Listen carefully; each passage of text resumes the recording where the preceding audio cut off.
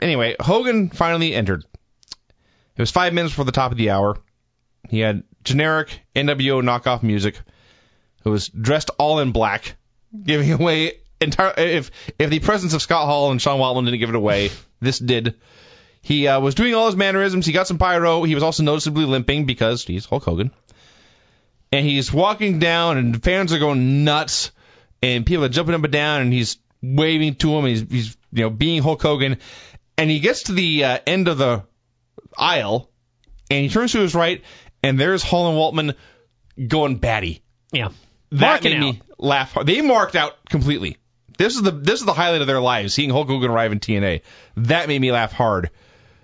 We saw a shot of Brooke Hogan there. Apparently, Hulk's girlfriend was also there somewhere. She was right next to her. It was a blonde. It's a creepy subject that has been discussed to death.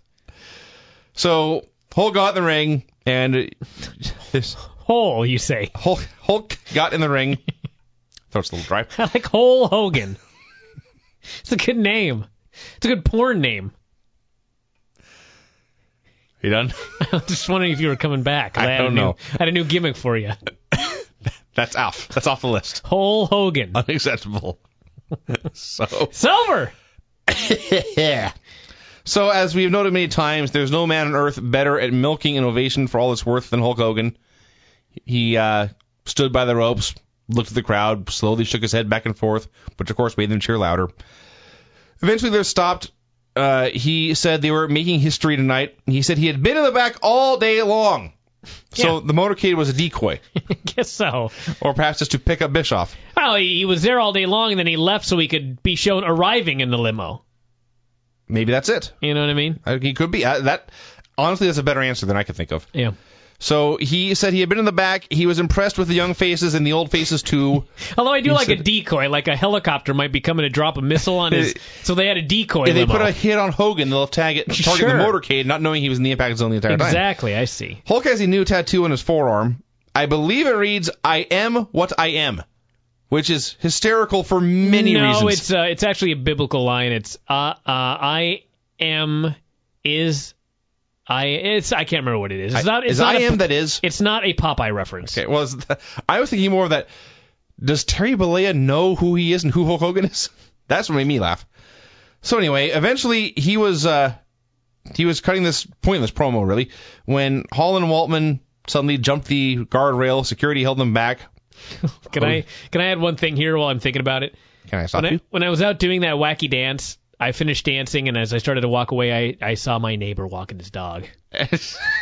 You were in the middle of the parking lot of a full condo development here. Just nodded at him. Go ahead.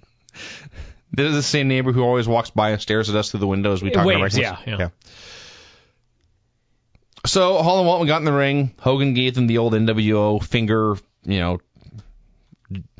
greeting. And I thought Scott Hall was going to fall down at any point, but thankfully he managed to stay on his feet.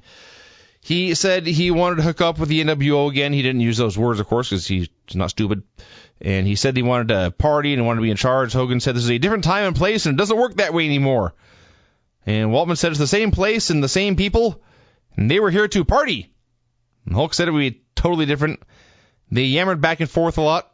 Hulk Hogan said, "It's time we all grow up." Awesome. He says, "Time we all grow up and do the right thing for the business."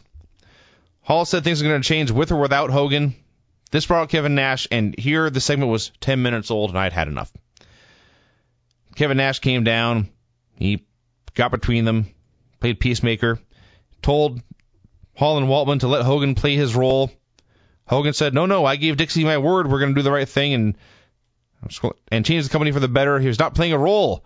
Nash said, well, that's not what you said on the phone. And he asked when Hogan turned corporate, as if that was an insult. And this is when Eric Bischoff came out, and the segment was 12 minutes old. Bischoff came out. He talked about beating WWE back in the day. His exact words were, they took the 800-pound gorilla, put it into a cage, turned it into a monkey, put it into a cage, and spanked it. He was bragging about spanking a monkey. Not making that up. Cut to a shot of Dixie, no expression on her face, shaking her head. This same shot They showed her over and over throughout the show. It may have been file footage, just the same shot of her shaking her head 800 times. So Eric said he sided with Hugan, saying that things are going to be different, said everybody has to earn their position within this company. And it hit me here that Hugan and Bischoff were standing there talking about how it's time to make room for the young guys and give everyone a chance to earn their position in this segment where they were eating up more than a quarter of an hour that could have gone to young guys who had giving them a chance to shine. So Nash said he heard them loud and clear. They bailed. Things were not done. Hulk and Eric talked about how great TNA was for a while. Eric said everyone's under a microscope. They cut back to the file footage of Dixie shaking her head. Hulk vowed to be the #1 sports entertainment company. Dixie clapped. That was the second shot. Here is where Eric demanded the format from the producer. It took them several seconds for them to locate this format. I was hoping, praying, that the incident would be that Eric would demand the format, only to find out there was not one. And no one had any idea what was going on in this company. I liked it better when they had a 65-page format. Is that what we had that one time? That's what it seemed like he did. He goes, where's the format? And they bring out this big fucking Bible-sized thing. Well, have you seen how many segments are on this show? I believe that. It's 3 hours. So, yeah, he tore up the format. He handed SoCal Val a new one. Hulk said that if you can't talk, you can't wrestle, you should head north. You know, in films, it's 1 page per minute on average. I believe that. So that's 180 pages for an Impact script, which may be realistic. They cut to a shot of Sting in the rafters. This segment finally ended. It went 18 excruciating minutes.